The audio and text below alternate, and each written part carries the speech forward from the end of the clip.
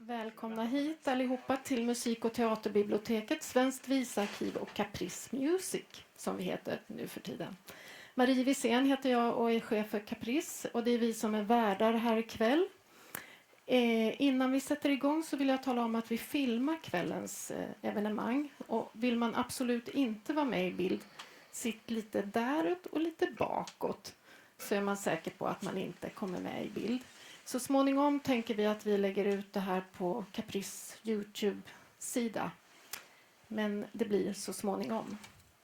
Ja, men som sagt, välkomna hit på den här adressen som är relativt ny för många och även för oss. Vi har huserat här sedan 2021. Och med vi menar jag anrika musik- och teaterbiblioteket eller musik- och teater- och dansbiblioteket. Får jag väl tillägga. Biblioteket grundades redan 1771 som Musikaliska akademins bibliotek och är alltså över 250 år gammalt. Där finns, eller här finns får jag väl säga, noter och pjäsmanus, dramatik, vetenskaplig litteratur i områdena musik, teater och dans, tidskrifter, databaser och spännande arkiv inom de här områdena.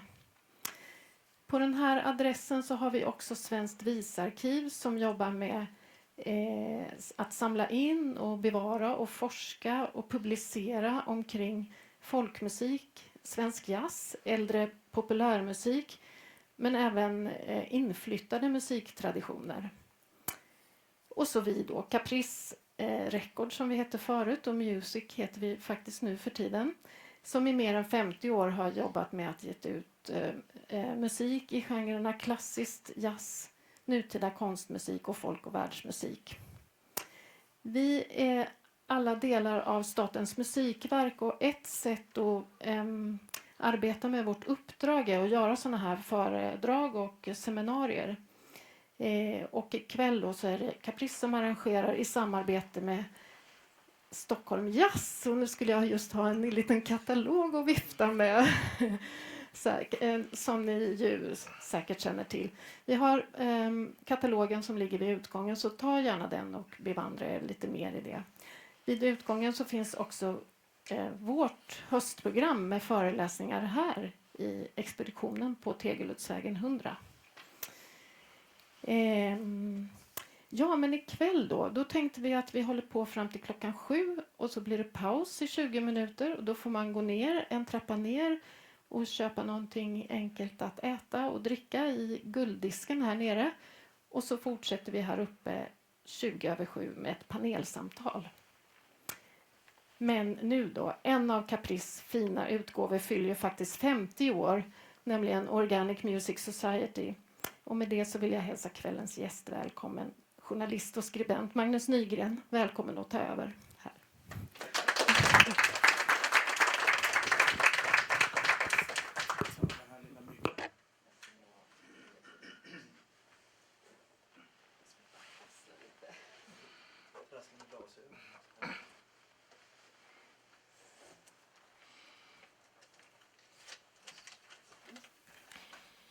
Så.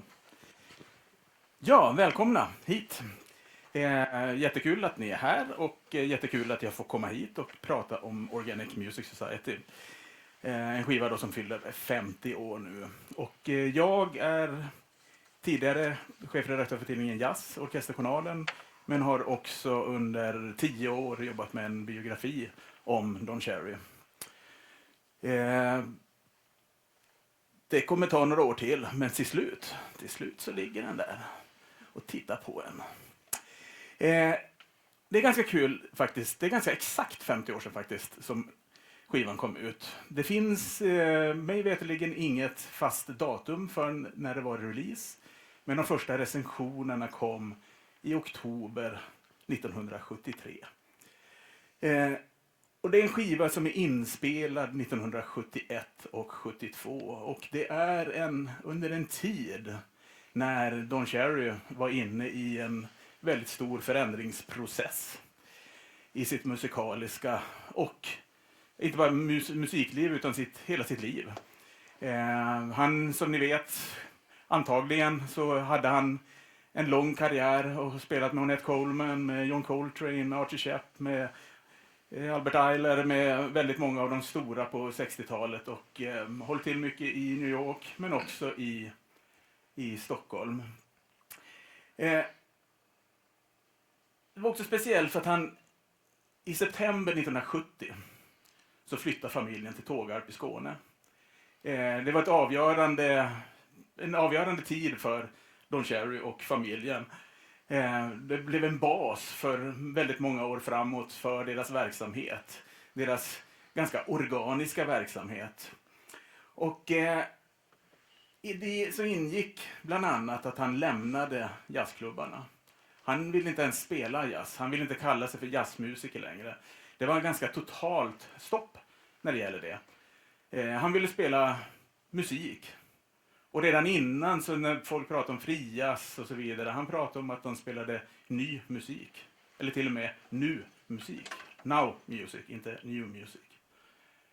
Så hela den där processen finns i det här. Han lyfte fram det enkla, skalade bort kunskaper faktiskt. Han var ganska mot att lära sig under en period. Alltså att han tycker att det var som det skulle ske naturligt. Och bort från det kommersiella naturligtvis tillbaka till rötterna. Och musiken blev någonting som band samman alla i hela världen. För honom var detta en väldigt, väldigt stor sak. Att det var musiken som sammanbindande kraft. Det universella. Samtidigt var det också, han reste till New York. Han spelade in med Ornette Coleman, han spelade in med Carla Bley som gick bort häromdagen. Han är med på Escalator of the Hill och gör en fantastisk insats där. Och, så att det var inte främmande, men mer och mer så ogillade han New York. Och också med en anledning, för att han hade levt ett hårt liv i New York. Hans drogproblem var stora under 60-talet och ofta i New York. Organic Music Society kan man säga blev ett svar på allt detta. Att det är ett väldigt speciellt album. Det är också ett spretigt album. Det är väldigt många olika saker som dyker upp. Och det är flera olika situationer. Man kan säga att i huvudsak är det 3 olika situationer som albumet spelas in i. Det är Domen, alltså utställningen på Moderna Museet 1971, sommaren. Det är den inspelningen från den pedagogiska verksamheten som man bedrev på kurser och musikläger. Och sen också då en studioinspelning tillsammans med Bengt Berger och Christer Botén. Och alltihop producerades av Jan Breuer som sitter här också. Så att det är faktiskt en fantastisk skiva tycker jag. Och jag kan se som att det är några punkter som jag vill lyfta upp extra när det gäller den här skivan. Musiken naturligtvis, framför allt. Det är en otroligt varierad musik, men det låter ju alltid som Don Cherry ändå. Det är som att han är ett filter. Det som bara kommer in någonting på ena sidan och så kommer det ut på andra sidan och så låter det som Don Cherry. Oavsett vad det är som pågår. I det här så finns det alltid melodier. Melodin är grunden i hans musik. Men det är också mycket improvisation och också väldigt öppet. Det som händer, det händer. Det är ett nu. Vill man byta så byter man. Om man är uppe i en låt, mitt i ett solo och det som funkar inte riktigt så bryter man, gör något annat. Det var väldigt levande. Och det är en tidig form av världsmusik, definitivt det här. Att han tar ju in från olika ställen. På den här skivan framförallt så är det väl 4 ställen som man tar in saker från. Det är Indien, det är Turkiet, det är Sydafrika och det är Brasilien. Och vi återkommer lite grann till det senare. Det var början också på Organic Music Theatre. Det som Don och Mocky hade ett gemensamt. Det projekt som de hade under 70-talet som de turnerade med runt i Europa, framförallt i Italien. Där det var en förlängning av någonting som de startade redan 1967 som heter Movement Incorporated. Där man skulle bygga samman allting till att vara ett. Konsten, musiken, livet, kärleken, allting. Vara en och samma sak. Mocky gjorde bakgrunder, backdrops, biljetter, affischer, allt möjligt som tillhörde. Man försökte undvika scenen. Utan man gärna kanske så här att man satt någonstans istället för att vara på en upphöjd scen så gjorde man någonting annat. Det här tog de med sig i Organic Music Theatre. Och man kan säga också att scenen är ett hem, hemmet är en scen, var en del av det här som var ganska central. Det var Mocky som skrev det i sina anteckningar senare, men att det var en av utgångspunkterna för deras samarbete. Det är också ett religiöst album. Don Cherry var väldigt andlig.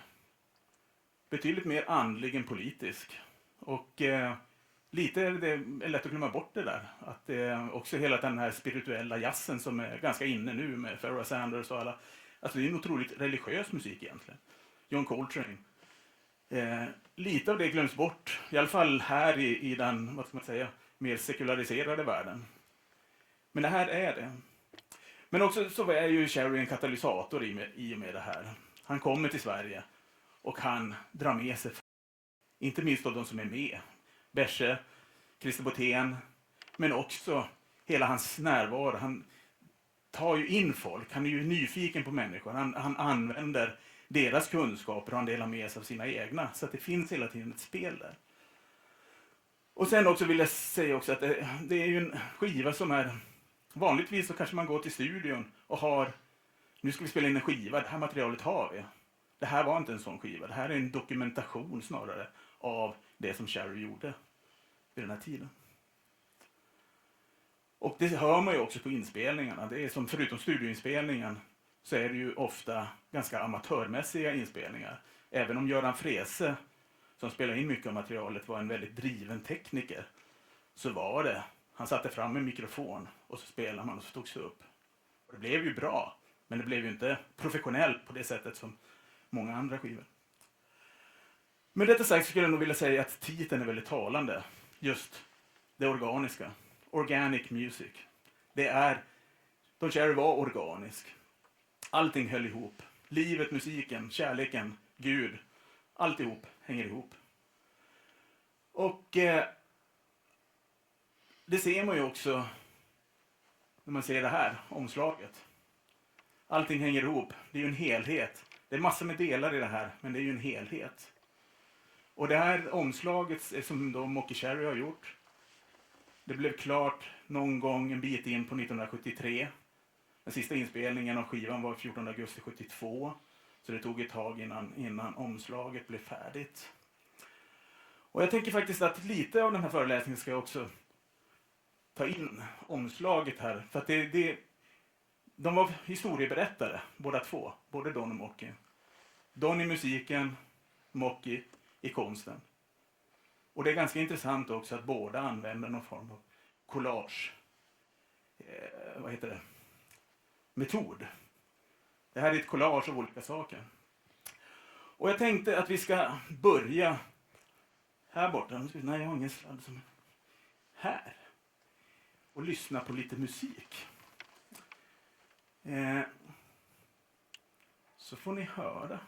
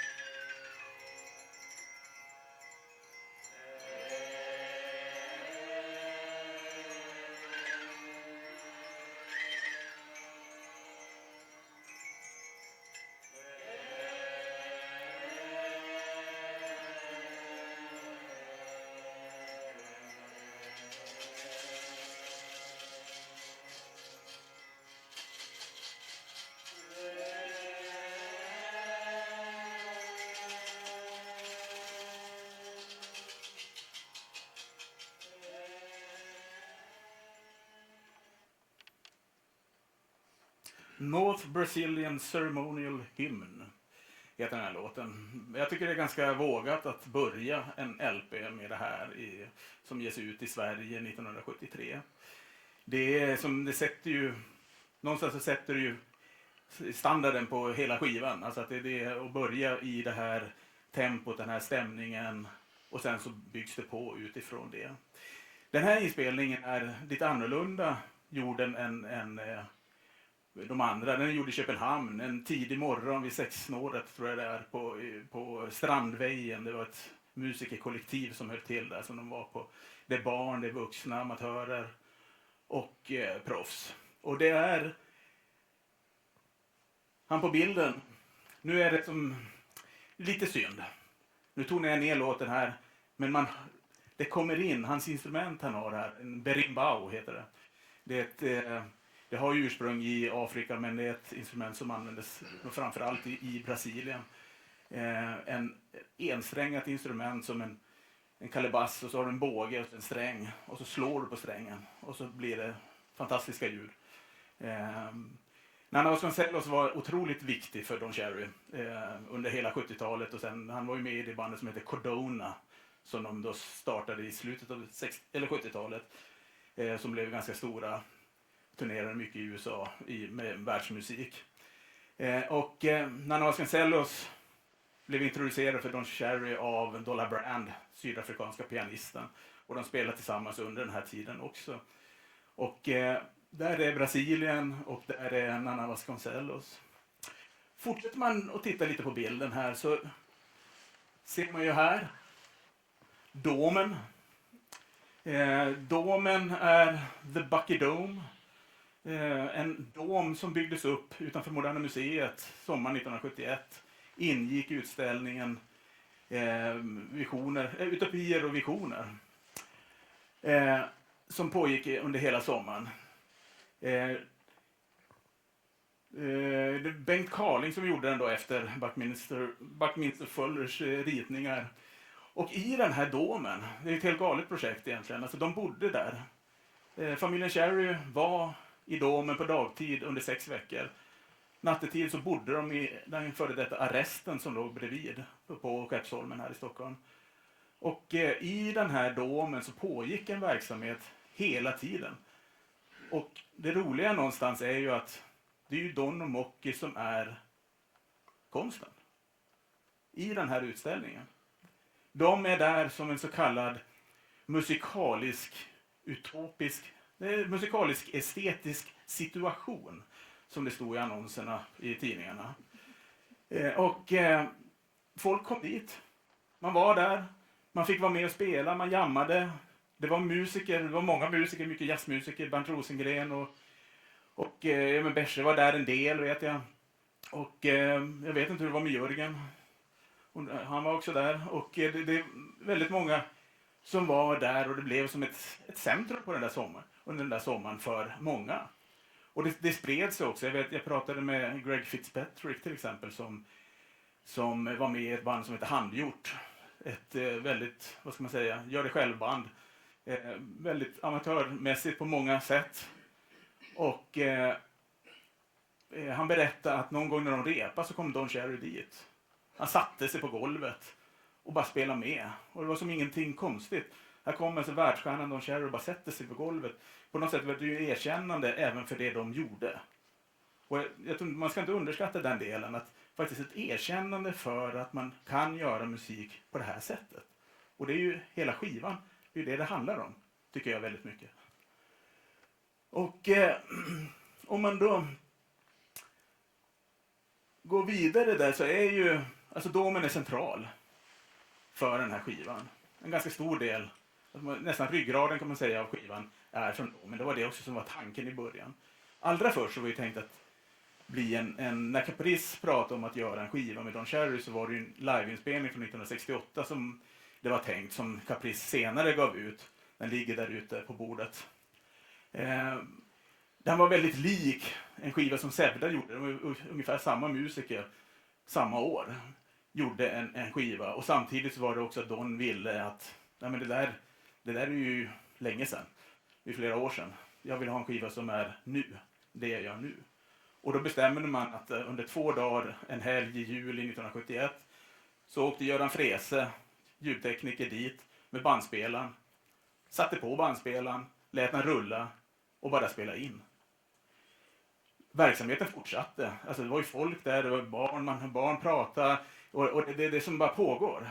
Och bandet han har med sig, Cherry, vid det här tillfället, det är då Tommy Kåverhult, bland annat på flöjt, och Kai Temis på slagverk, Maffe Falai på trumpet, men också 2 musiker som är det jag som trycker på något sätt här? Jag tar ner den där lite, om den försvinner då. Det är 2 musiker som bara är med här, Tage Sevén och Tommy Goldman. Tage Sevén vet jag att han var med i Teatern Narren under en period. Antagligen så var de väl på plats. Och så fick de vara med.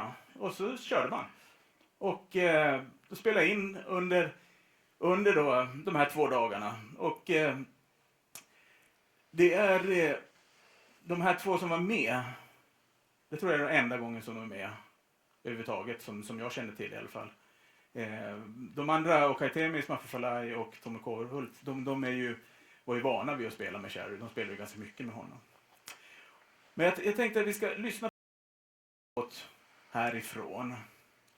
Och det är Terry's Tune.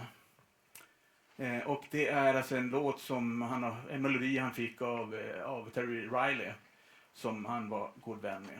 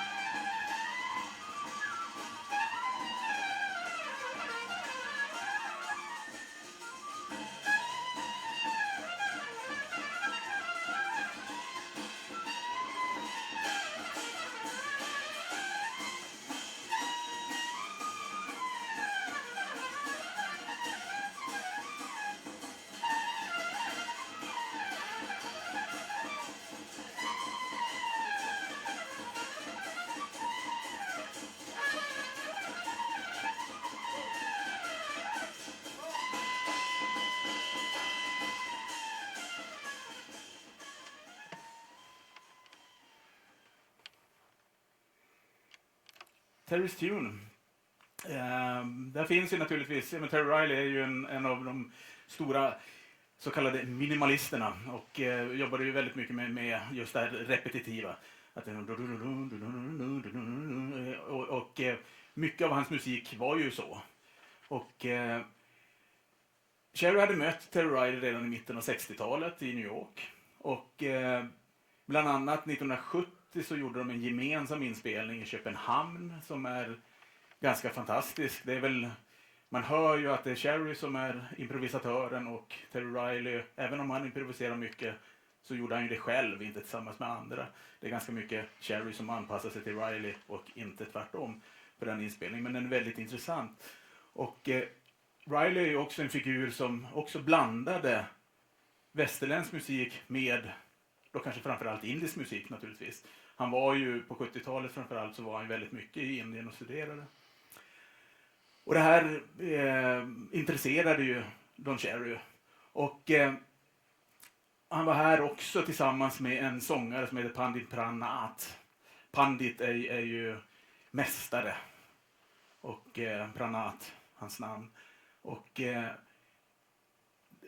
på en liten kort turné och Cherry studerade även för honom under kortare tid. Jag tror man ska också veta när man pratar om studera och Don Cherry så är kanske studera inte så som man tänker idag om man går på musikhögskolan och så vidare, utan det är det är ett möte. Man träffas, man lär av varandra. Och den där tiden man lär av varandra, det kan ju vara några dagar. Eller så är den väldigt lång. Så att det är ett ganska, vad ska man säga, flexibelt begrepp.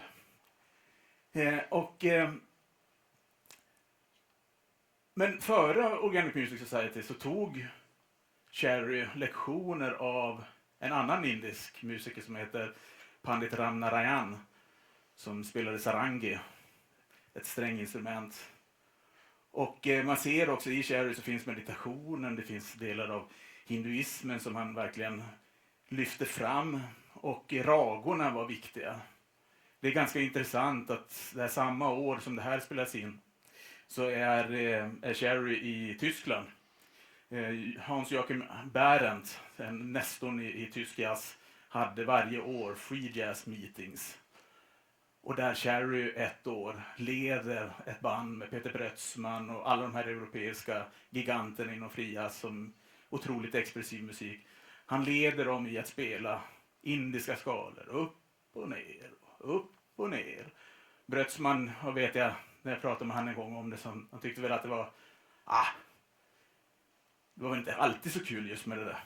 De där skalorna var bara upp och ner. Det var roligare när han verkligen släppte fri. Men det fanns ju inget skrivet material, så det uppskattade han. Och det finns ju flera indiska inslag på Organic Music Society. Dels så finns det ju en kort låt som Hans Isgren spelar in, ett solo på sarangi, som bara dyker upp. Och det var Cherry ville det. Han bad Isgren att spela in det, och lite motvilligt så gjorde han det. Och det finns med på skivan. Det finns andra delar också. Till exempel så spelar de låten Siddhartha, som är en hyllning till Hermann Hesse, som då gav ut romanen med samma namn som var otroligt populär under de här åren, som handlar om det är en indisk roman om tiden för när Siddhartha Gautama kom fram. Och det här är ju det är ju väldigt, just det här religiösa inslag, så kan man ju se, det ser man ju här på omslaget också. Här, Krishna spelar flöjt. Vi har här tecknet Om. Och Om i de här sammanhangen, musikaliska sammanhang med den spirituella jazzen, så är det ju ett ganska centralt begrepp. Många som återkom till det i låtar man sjöng, och man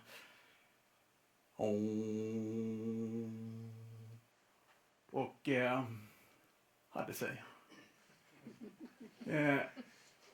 Man ser också instrumenten, Mocki med en tambura, Don själv som spelar tablas. Här har vi en indisk kvinna som rider på en elefant. Jag vet inte, jag tror inte det här är Ganesha, elefanten. Ganesha är ju visdomens gud, och också guden som tar bort hinder. En helt fantastisk gud. Jag borde lära mig mer av den guden. Men den guden har elefanthuvud och en mänsklig kropp. Det har ju inte den här, det ser man ju. Men det är ju ändå just det där att de här symbolerna finns där. Och då när man tittar på de här symbolerna så finns ju även den här symbolen, som är oerhört viktig. Det bevingade hjärtat med den femuddiga stjärnan och halvmånen. Sufismen. Det är ett tecken för sufism. Det är också ett tecken på, plockar man bort de här, alltså stjärnan och halvmånen, så är det också en symbol för kärlek. Jag läser någonstans att det är en av de mest, alltså tatueringssymbolerna den är väldigt, väldigt mycket förekommande som ett allmänt begrepp för kärlek. Här är det sufismen. Och de var väldigt intresserade av sufism. Och framförallt av en som heter Hazrat Inayat Khan. Han dog 1927 tror jag. Det som är intressant med Hazrat Inayat Khan är att naturligtvis är han muslim eftersom han är sufist. Men hela hans bild är ju att allting har ett gemensamt ursprung. Oavsett om man pratar om kristendom eller om buddhism eller om hinduism eller islam, så har det ett och samma ursprung. Och kanske centralt också i det här sammanhanget är också att han la in musiken som grund för allt. John Coltrane läste Hazrat Inayat Khan. Yusuf Lateef läste Hazrat Inayat Khan. Och det florerade. Det fanns inte så mycket böcker av honom då utgivna, så det var som stenciler som florerade runt. Stencilböcker som man läste. Och det här var ju någonting som egentligen inte Don pratade så mycket offentligt om. Jag har pratat under mitt arbete med boken, så har jag intervjuat över 150 personer. Väldigt många har jag frågat. Hörde du honom prata om Hazrat Inayat Khan? En del gör det. Det finns de absolut som gör det. Men de flesta, inte riktigt. Han pratar inte på det sättet. Men ser man på det han gjorde, så finns ju Hazrat Inayat Khan där väldigt mycket. Tittar man på omslaget till de här Mew-skivorna som kom 69-70 spelades in i Frankrike.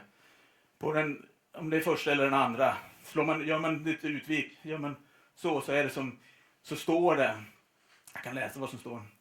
Contents, the silent life, vibrations, harmony, name, form, rhythm, music, abstract sound. Och tänker så, vad fan kommer det därifrån? Det står ingenstans. Av en slump så såg jag att det är kapitelindelningen i The Mysticism of Sound, en bok som Hazrat Inayat Khan gav ut och som man läste mycket. Sen la han själv till Love, Wisdom, Music. Det la de till. Sen har han på de skivorna också har han en låt som heter The Mysticism of My Sound. Han skrev ett stycke för det här friasbandet som jag pratade om med Peter Bröstman och de här, som heter, jag måste faktiskt titta,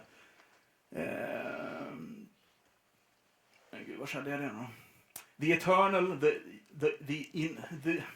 the Eternal, the Universal, the Individual. Det här är, enligt Hazrat Inayat Khan, så är det de 3 aspekterna av harmoni. Och harmoni är ett väldigt centralt begrepp inom sufismen. Så det finns ju hela tiden. Och sen då så kommer man fram till Organic Music Society. Vars syns det förutom där? Och där är det ju väldigt intressant. När Berse, Christer Botén och Don Cherry sitter i studion. Studio Decibel i Stockholm. Så spelar de en rytm. Helt plötsligt tar Don fram en bok och börjar recitera texter ur den här boken. Och de här texterna, det är alltså, han läser ur Hazrat Inayat Khans böcker. Det är från hans bok. Och Keith Knox, en brittisk skribent och så vidare som bodde här. Han var med i studion. Han var som bara helt, vad fan gör du? Han hade lånat ut den här boken till Don bara ett tag innan. Och så helt plötsligt så läser han ur den valda delar till den här. Så att det var som, på något sätt så, och det tycker jag det är som ett litet mysterium. Varför nämnde inte Cherry mer? Alltså gav källorna till att det här kommer därifrån. Jag vet inte om det var en mystisk ådra eller någonting. Jag vet inte. Det kan det mycket väl ha varit. Men jag tänkte att vi ska höra lite ett utdrag just från det där. Ska vi göra det?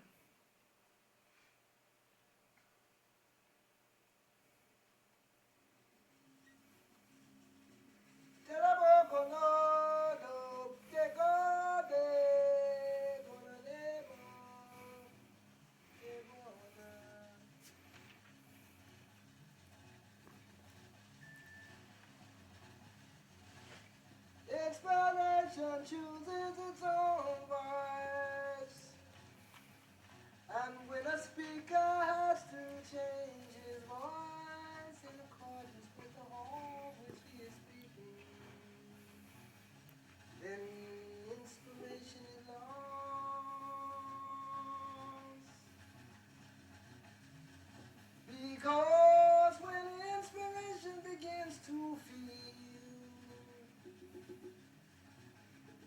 not my voice, it does not come.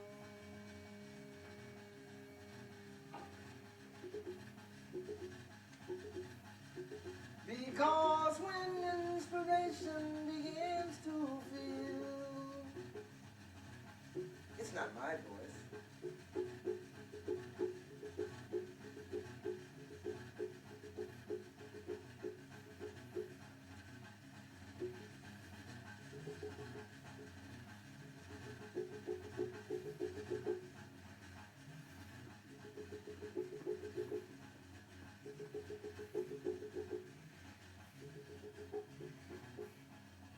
The manifestation of sound on the physical plane.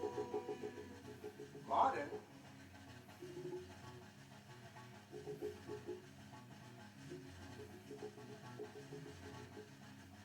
Thousands every day are dancing to music, and they forget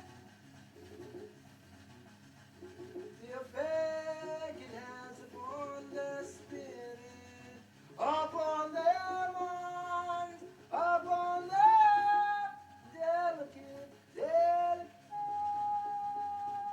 senses.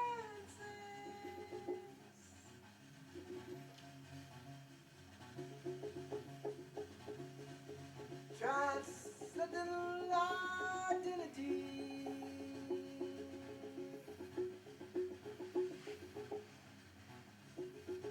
There are two ways in life, conformity and individualism.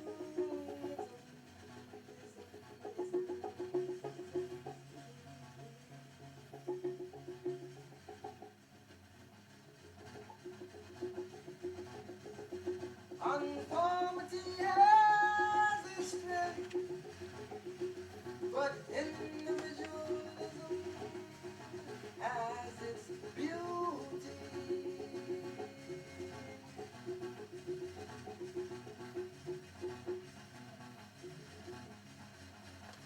Oh, people with sensitive hearts, oh, listen to my song.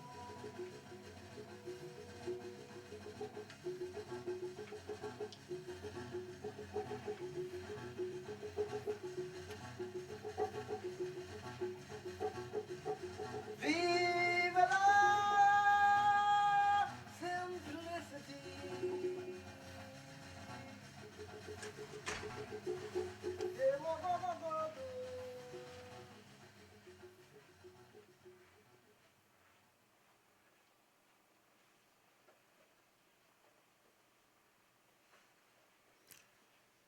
Fortsätter bra tag. Viva la simplicity. Det är ganska talande också. Han återkom till det ganska ofta i intervjuer och även när han spelade live och pratade med publiken och fick med publiken ofta att sjunga. Det vi hör här är Christer Botén som spelar Donsunguni. Dosunguni, eller vad man nu säger. Det finns många, kärt barn har många namn. Det är i alla fall en gitarr, en jägargitarr eller en harpa från Mali. Christer Botén hade varit i Mali och blivit lärd att spela denna och fått den tillverkat för sig. Och det är ju för Don Cherry var det ju en uppenbarelse att få se och höra detta instrument som också blev hans eget. Steve Rooney var typ året 73 tror jag, något sånt där, var i Mali och köpte 2 stycken Donsunguni, en åt honom själv och en åt Don Cherry som han skickade hem i ett stort träpaket. Och då fick han sin egen. Och det var ju Christer Botén som lärde Don att spela Donsunguni. Och det andra vi hör är ju Bengt Berger på log drum, en trätrumma som är ganska torr, kort klang, helt fantastisk klang. Man hör, alltså Viva la Simplicity, alltså det är ju en rytm som pågår. Den fortgår, alltså det är ju magiskt. Man sugs ju in om man så vill. Det intressanta här är ju att det är troligtvis den första gången som den här trion spelar tillsammans som trio. De kommer att fortsätta under några år att spela som trio och också som trio med några till i olika konstellationer och göra skolturnéer. Så det är ju under några år så kommer det vara en stark hemvist för Don att spela med Bengt och med Christer. Och det är på samma sätt som som Christer Botén lärde Don att spela De som Goni, så lärde Berche Don att spela tablas. Så att det där är också intressant, det här lärandet, hela tiden lära sig nytt. Det var det som Cherry var inte så att han kände sig någonsin fullärd. Han ville lära sig hela tiden. Vi återkommer lite grann till pedagogiken lite senare. Men ändå just den här väldigt, alltså också öppna saken i förhållande till vilka instrument man använder. Också, jag vet att Christer Botén sa någon gång när jag pratade med honom att det var ganska fantastiskt, och då pratar han i och för sig om skivan som kommer efter Eternal Now, som ändå också är på samma sätt att man använder icke-västerländska instrument. Och det är ju precis samma sak här. Att man kanske inte alltid var expert på dem, men man visar att det var möjligt. Vi kan göra det här. Man kan göra musik även på det här sättet. Och att det hade en väldigt stor betydelse både för Christer själv och också för många andra. Då är det ju också, man kan naturligtvis i den här situationen så är det ju många, det är också talande för skivan, alltså att det är så många olika instrument. Vi har De som Gonin, vi har också en Gnava-gitarr också från samma region i Afrika som Christer spelade. Meridan Gam, som är, jag brukar ta fel, men jag tror att det är den syditalienska varianten av tablas. Inte Italien. Vad sa du? Inte Italien. Så är Italien, indiska menar jag naturligtvis. Ja, det blir något annat. Men det är också snäckor. Det är kinesisk lergök. Som han fick en uppsättning. Jag vet att någon kompis i USA gjorde ett 20-tal åt honom med olika ljud. Det är harmonium, i och för sig ett svenskt instrument också, men används ju också mycket i den indiska musiken. Och de lämnar ju nästan den västerländska musiken helt och hållet. Det här är något annat. Och då är det ju också så här som med nutidens begrepp är det fråga om kulturell appropriering där. Att man tar saker från andra och lyfter in. Och jag har tänkt en del på det där, och jag måste nog säga som att jag tycker det är en svår fråga. För det är visst, man tar ju från en annan kultur, men samtidigt så finns det ju en helhet i det här som man inte får glömma. Det är ju en universell musik som är gällande för alla människor i hela världen. Och det är den blandningen, så att jag har inga problem med det, men jag tycker det är ju en fråga som är värd att också diskutera. För att den dyker upp. Det är ju en musik som gör världen större. Och det skulle vi behöva ännu mer i dagens läge när världen blir allt mer trångsynt. Eller många blir väl, det är så trångt. Man ser till sitt eget och vågar inte öppna upp. Han sa ju ofta, det är inte min musik. Det finns ju en film, heter väl det till och med. Lassons film. Han använde ju mycket, han tog ju mycket från olika håll och använde. Körde det genom filtret och så kom det ut någonstans. Och det var ju så här, det var inte alltid det var med tillåtelsen. Så jag vet att också Botén sa någon gång med låtar som helt plötsligt står det Don Cherry så har gjort dem. Men det var något tema som Christer hade gett honom eller de hade spelat. Och helt plötsligt och det ska ju stå något namn där bakom för rättigheter och så vidare. Och det där var ju, sånt där hände. På tal om Carla Bley nu som gick bort, så vet jag att på på Escalator of the Hill så är det en låt som heter Air India som hon skriver att det är hon som står som kompositör till. Den bygger på ett solo som Don Cherry gjorde under inspelningen. Och det är... hon var ganska förbannad på Don för att han använde bland annat Desireless på den här skivan. Även om den heter Hope eller Utopier och visioner. Så var den ju ändå ingick i det här Relativity Suite som Carla Bley hade gett. Det var ju ett uppdrag till Cherry att skriva musik, Relativity Suite, där den ingick.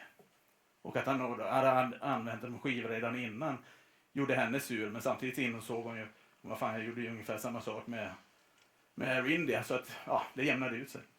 Men det var lite så det funkar. Jag vill faktiskt stanna lite kring Bothen och Beche. Nu sitter ju Beche här, så att det är som han får väl ta åt sig och bli lite stolt. Jag pratade med Steve Rooney som är en av de närmaste vänner har varit under sen sent 60-tal. Och jag frågade vilka musiker som han trodde att Don var viktigast för Don. Och då nämner han faktiskt Christer och Beche. Som hela det här utbytet. Och det är ju jätteintressant. Att, jag menar, annars, det är bara att titta på vilka han har spelat med. Jag menar, Ornette Coleman, John Coltrane. Och det är klart att Coleman fanns alltid. Ornette Coleman är en skala för sig. Det var alltid högst. Det går inte att komma ifrån. Men ändå så är det som... Jag tycker det är ganska fantastiskt att han hade nog inte blivit den han hade blivit om han inte hade träffat de här två herrarna i Sverige. Så att det är väldigt intressant. Men just det med lärande så kommer vi in på den tredje saken. Man kan säga att just det som jag sa i början, det är som vi har domen, vi har studieinspelningen och sen har vi pedagogiken. Som det tredje benet kan man säga på den här skivan. Det är några inspelningar från ett musikläger i Bollnäs 1971. En ungdomsorkester som han leder. Det är från en kurs i Oskarshamn för kvinnliga lärare.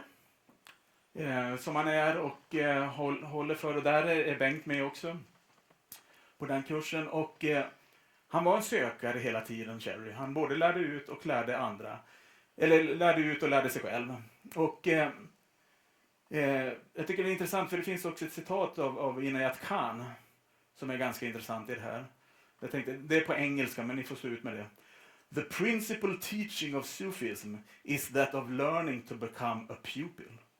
For it is the pupil who has a chance of becoming a teacher. Once a person considers that he is a teacher, his responsiveness is gone. Funderar man på det så är det ganska krävande faktiskt. Att det är det som hela tiden var den där, att man inte... Man är aldrig nöjd. Man vill vidare, man vill lära sig mer. Lärandet var viktigt. 1968 gjorde Cherry en intervju i Orkesterjournalen. Stor rubrik, jag vill helst spela för barn. Han hade spelat för barn, han tycker att barn fanns. Hos barn såg han de var mottagliga på ett helt annat sätt för den här typen av musik.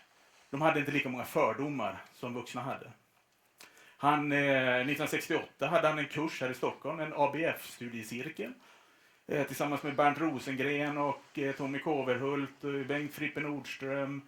Jag menar, alla i den kretsen var med på det här. Rune Stålspets tror jag var med ibland och många av de namnen som fanns på jazzscenen. De träffades i ABF-huset och så spelade de. Och många av de som spelar uppfattade det nog som att det inte var så mycket tanke bakom det där utan de bara spelade. Sen finns det en rapport som Keith Knox, han gjorde en lång intervju med Don där han förklarar de här olika stegen i det här. Om det var en rapport för ABF att ha, kanske att det är lite sådär, men samtidigt så är det en genomgående tanke och man ser hela tiden hur det här återkommer. Så att det är väldigt viktigt. Och jag tänkte att vi ska höra ett utdrag av en inspelning från Domen som inte är med på skivan. Och det är faktiskt vignetten till barnprogrammet Piff Puff Puff som Don och Mocky gjorde i Tågarp 1971 och så kom ut. Sändes i tv 72 och har sändes många gånger. Helt fantastiskt. Det är som man har roligt när man ser det, kan jag säga. Vi tar det. Jag ska bara se så att det blir bra.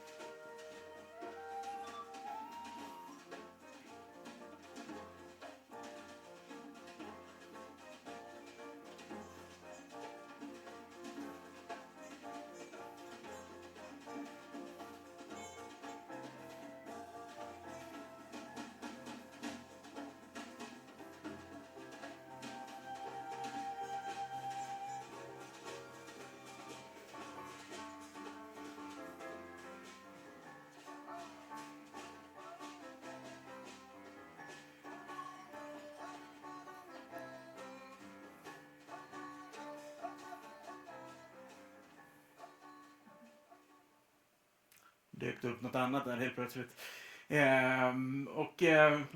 Vad sa du? Ja. Och jag tror faktiskt den här låten, alltså vignettmusiken till Piff Puff Puff också är en låt av Dollar Brand ursprungligen. Och man hör ju att den här inspelningen, man förstår ju det som att det var lite olika. Helt plötsligt så dök det upp ett nytt tema och så skulle folk hänga med. Och ibland funkar det kanske inte jättebra i allt som hörde ihop. Men det är... Men det... Tänkte gå vidare på att jag ser bara på klockan här nu att det är... För att jag tänkte efter pausen i samtalet så ska jag fråga Jan Broé lite grann om den här musiklägret i Bollnäs, hur han gick tillväga då när han jobbade med barn i ett större band.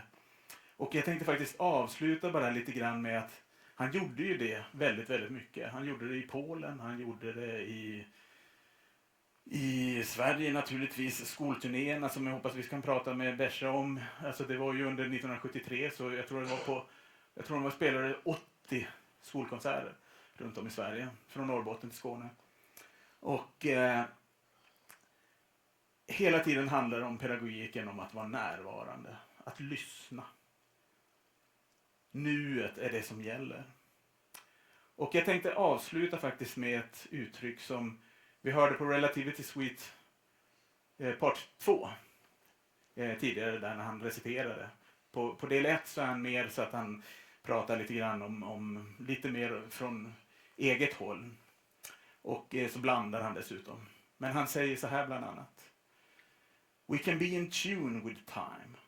We can be a slave to time. Or we can be in total aspiration trying to catch time. There must be a fourth way. To flow with time. This is the organic way. This is the way of the organic society to flow with time. Tack.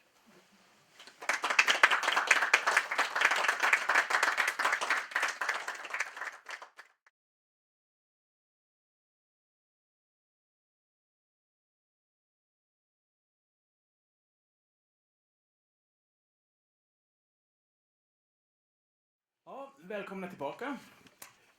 Nu tänkte vi ha ett litet samtal här och jag tycker gärna att i det här samtalet så får även ni delta och att om det är frågor som dyker upp, och jag glömde säga det den förra timmen att det hade ni kunnat göra då också, nu blev inte det, och är det frågor som dyker upp som från det jag sa så ställ dem också. Jag är helt säker på att vi alla tre här kan försöka hjälpa till att svara på det. Jag har ju inte varit med på den här tiden. När den spelades in så var jag 5 år. Så att det kanske var någon typ 5-åring där, typ Eagle Eye eller någon, men inte jag. Bara kort presentera då Jan Breuer som producerade hela skivan och också stod för en av inspelningarna som faktiskt var en slump som vi nog får höra om. Och så har vi Bengt Berger, musiker och som spelade väldigt mycket med Don Cherry och var tillsammans med honom mycket i Tågarp och turnerade och har en stor erfarenhet. Jag tänkte faktiskt att vi skulle börja i änden som jag slutade med. Don Cherry som pedagog. Jag tycker den saken är inte riktigt att man pratar så där mycket om. Och jag tycker det är ganska intressant för att den tiden, och jag tror det är så fortfarande bland många jazzmusiker, att en ganska stor del av ens verksamhet går åt, det låter som att det är något negativt, inte så jag menar, men till att faktiskt lära ut och också lära sig förhoppningsvis. Och om jag först till dig ordet, Jan, om hur det du upplevde av Dons pedagogik. Och det kanske finns mer att berätta. Jag vet att jag har hört den historien om i Bollnäs, den är helt fantastisk. Men berätta gärna hur du... Alltså jag skulle kunna berätta en timme om Don Cherry i Bollnäs. Och det kanske inte är läge för det. Men det var en vecka eller 10 dagar i Bollnäs 1971, alldeles före midsommar tror jag. Och då pågick det på Bollnäs folkhögskola ett antal kurser, musikkurser. En jazzkurs som det hette, improvisationskurs som orkestern Beska Droppar. Har ni hört orkestern Beska Droppar? De bytte namn sen till Solar Plexus. Det vill säga paret Dominique, Joey Wadenius var där och delkompet. Det pågick parallellt folkmusikkurs. Och Abdo Rahman El Khatib hette han. En egyptisk musiker var där också på den folkmusikkursen. Och så var det en ungdomlig symfoniorkester, alltså 20 pers ungefär, som spelade fioler och cello och i huvudsak stråkinstrument. Kanske flöjt och så någon klarinett och sådär.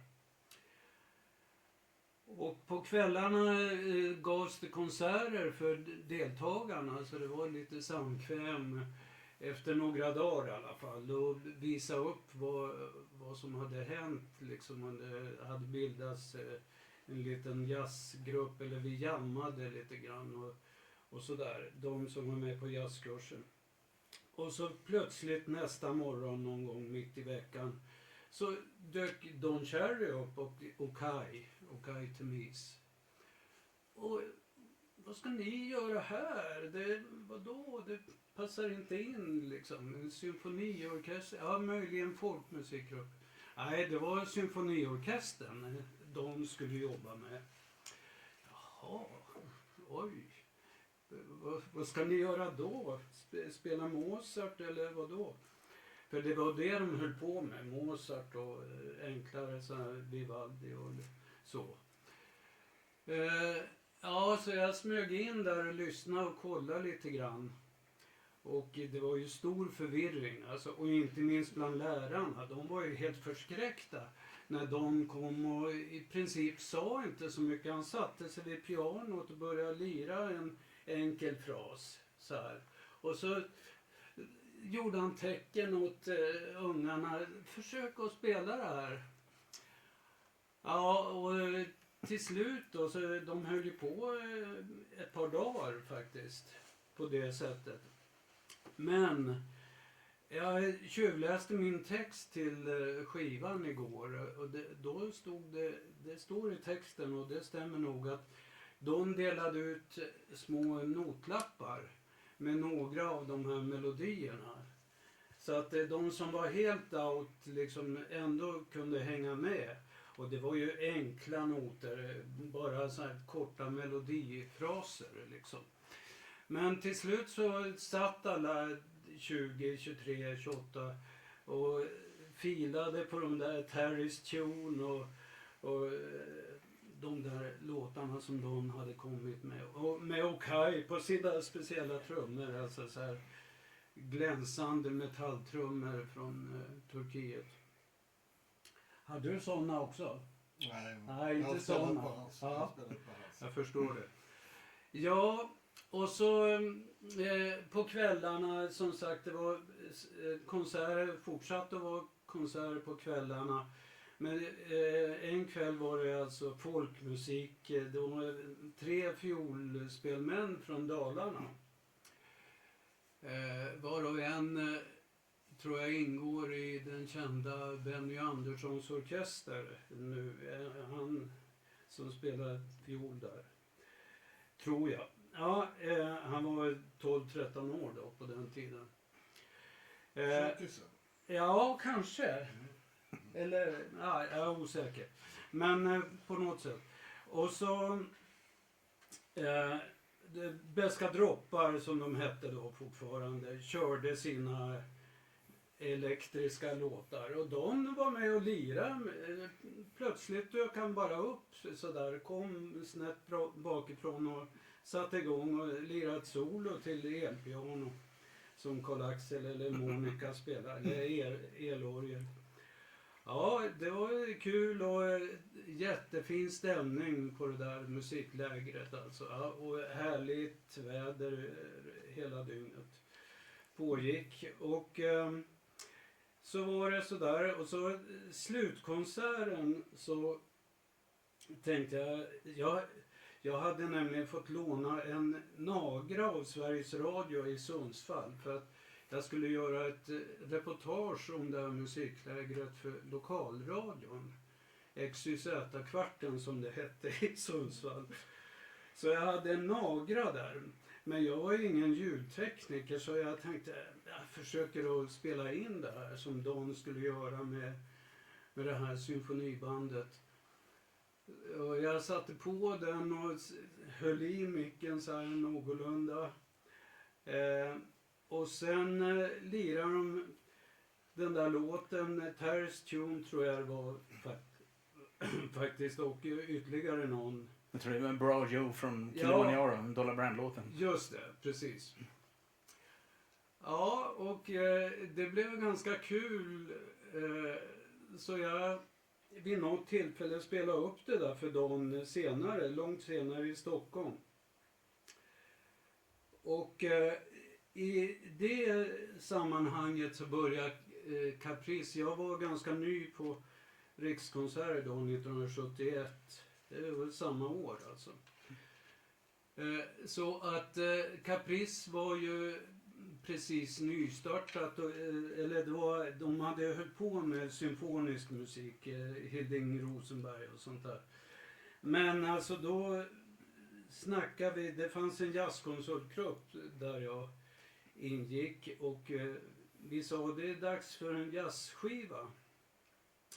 Jaha, okej. Och då, ja visst, det är klart Caprice ska göra en jazzskiva.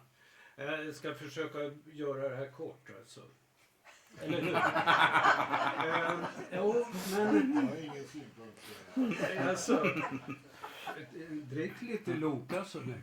Men du, då kom den briljanta idén upp att tillsammans med Orkesterjournalen och Caprice och Rikskonserter och allt det där göra en omröstningsskiva.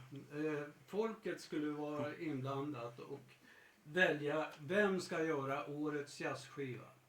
Och då blev det Sevda, som, alltså Maffe Falai, som var med på Domen. Han har just startat sin grupp som kommer att heta Sevda, där Okai var med på trummor. Ja, och då skulle den spelas in på Moderna Museet live med, tror jag, Göran Frese som ljudtekniker. Och så när det där blev av, till slut så blev det inte den inspelningen, utan Maffe ville ha en tv-inspelning. Och så ville han ha ytterligare en skiva någon månad senare. Ja, Caprice gick med på allting. Och då kom förslaget att göra en Don Cherry-skiva från de här Göran Freses inspelningar. Alltså en LP. Och det var så liksom härligt, det var enhetlig stämning som de här Domen-inspelningarna. Med Okai på trummor, och det var i huvudsak Tommy Koberhult och Maffe också. Ja, och så kom de plötsligt på, nej men jag vill ha med den där inspelningen som jag gjorde i Bollnäs. Jag vill ha med den också. Ja, men den får inte plats för vi har ju tänkt ut 20 minuter. Skivsidorna var ju cirka 20 minuter långa på den tiden. 1972 höll vi på då. Ja, men då får det bli en dubbel-LP. Och om ni tittar på, ni som har originalskivan, så står det på den DLP1. Det är alltså Caprice allra första dubbelalbum. Och så står det inom parentes LP. Jag tittade på det här igår. Jag kommer ihåg att det står LP 44 plus LP 50. Så det var liksom tänkt först som en LP 44. Och så kom de på, ja men om vi gör en till LP då måste den heta något annat. Och då hade de kommit fram till nummer 50 i mellantiden. Ja, därför blev det en dubbel-LP. Och därför blev det här omslaget. För om det hade blivit en singel-LP så hade det blivit någon helt annan bild alltså. Okej. Kanske inte ens en Mocke-bild utan ett... Men när blev det bestämt? Att det var Mocke som skulle göra omslaget? Ja, det var nog sent på hösten 72 för vi, jag försökte att hitta information om det här och alltså i september 72 så har jag en anteckning att mastern är klar, allting var klart. Så det var bara liksom produktionen och omslaget som fattades. Okej. Ja. Men då lite när vi kom in på datumet här så är det är en liten sån här diskussion. Det kanske när den här studioinspelningen. För nu är vi långt ner i detaljerna här. September eller augusti. 14 augusti spelades den här studioinspelningen in som är för Organic Music Society. Och där är det lite fortfarande så att både faktiskt Bengt Berger och Christer Botén är lite skeptiska till om det faktiskt var det här datumet. Jo, men det var det datumet. Jag har en sjukdom, eller hade en sjukdom i min ungdom. Det var ju ungdomsår det här. Att skriva in i dagböcker. Ja. Vad som händer någorlunda. Alltså inte sådär i morse drack jag kaffe eller sådär. Utan idag, Don Cherry klockan 17 och så vidare. Ja. Och i vilken studio och sådär. Så att jag kollade i den, jag har kvar alla de där gamla dagböckerna. Och har tittat och där står det Det är ju så att jag hade samma vana. Och du har andra uppfattningar. Ja, vi får ta det sen efter till nattgroggen. Alltså det som är mystiskt, om bara helt kort, för det är ändå intressant. Jag kommer inte ihåg att vi var 2 gånger och spelade in. Utan mitt minne är... Och då 2 gånger, bara så att vi också, Alltså, att alla förstår, det är Eternal Now, som då ett halvår senare den spelades andra in. skivan, ja, precis. Och mitt minne var att allting var inspelat då och att det förekom en diskussion som inte jag var direkt inblandad i, men att jag hörde att Keith Knox och möjligen med hjälp av Don på något sätt skulle blåsa Caprice på studiotiden. Så att de kunde göra en platta till samtidigt och ge ut på ett annat bolag. Så att säga. Ja, jag vet att det var något sånt snack, men men nu... Hörde ni det? Alltså, jag vet att det var... Men, Jag tänker att det är preskriberat. 14 augusti. Ja, tack. Men då gjordes inspelningen. För jag var inte med på Eternal Now. Så att, Kommer du ihåg om jag hade skadat vänsterhanden? Ja. Ja, det var då. Jag ska fundera ett tag. Men medan du funderar på det så kan inte, om man nu pratar ändå om, oavsett vilket datum det var, även om jag också tror att det är 14 augusti, så Berse, berätta, alltså, vad var den här inspelningen? Vad hände i studion? Jag tror att det var som du sa, att det var första gången vi spelade ihop.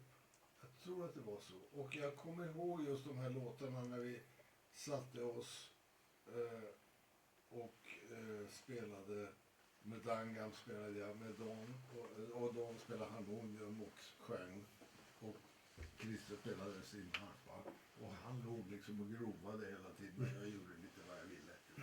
Och sen den här som du spelade upp precis, jag tror det var tagning efter eller något sånt där. Och det var bara så att som det var med Don, att det var ju bara att spela liksom. Man hade inte tid och det var inte, alltså repetitionerna och spelningarna, det var ingen skillnad på dem. Det kunde vara så, det var flera gånger så när vi spelade på Arthur, att vi kommer dit på eftermiddagen och ses och börjar repa. Och sen rätt vad det är, i mitten släpper de in folk, för då har det öppnat stället och så fortsätter det liksom likadant. Det var liksom, vi bara spelade helt enkelt. Och man lärde sig låtarna på konserten. Don tyckte väldigt mycket om att sitta och spela. Han kunde sitta och spela en melodi hur länge som helst runt. Det var jättemycket så i Tågarp också, med Ornette-låtar och sånt som han helt enkelt satt och lirade bara. Och jag bara satt och öste på och hade kul. Men bara en liten sak kring det, för att du gör så här också. Jag tycker det är intressant för att det är ju ändå, Don Cherry, så är det ju, man förknippar ju honom framförallt med ficktrumpeten, men också med Dosongonen. Men samtidigt så var han ju en väldigt briljant pianist. Ja, han spelade jättefint piano och han spelade harmonium jättekul också. Det gjorde ju vi hur mycket som helst, bara han och jag många gånger också. Och alla flöjter och gamelang. Jag tycker man får inte glömma Don Cherrys sång. Det hörde vi ju här exemplet. Alltså han var ju en fantastisk sångare. Vilken röst han hade. Vilket sätt att artikulera rösten och texten och alltihopa. Han har ju sångbegåvade barn, men alltså han själv var ju en mästerlig sångare och det märks inte, eller det, man talar inte så mycket om det. Man glömmer bort Don Cherry som sångare. Och jag för mig det fanns en amerikansk sångare, populärsångare som hette Don Cherry. Ja, men Om man söker på Spotify så då kan man hamna fel. antingen hockeytränaren eller men alltså det som är intressant med det där lärandet också, apropå det du pratade om förut, så var det just det här att det kommer in, han var väldigt förtjust, han ville ju höra liksom låtar. Det började med Maffi och de turkiska låtarna.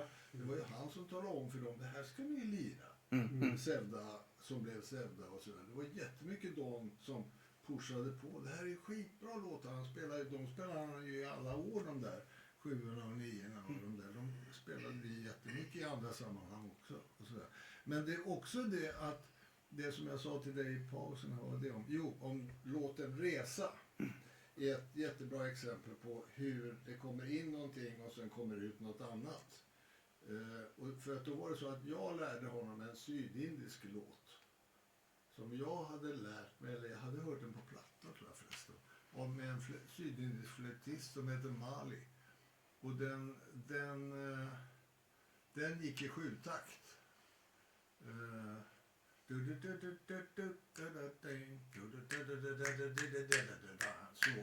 Så. Och den spelar han sist på den här plattan. Och då är det liksom...